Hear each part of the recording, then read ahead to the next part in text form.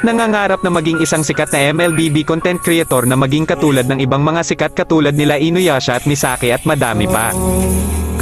Ikaw isa ka din bang small content creator kagaya ko? Ako kasi noon nung wala pang nagsusuporta sa akin ay nag-upload pero ako nagsimula talaga ako mag-upload sa TikTok.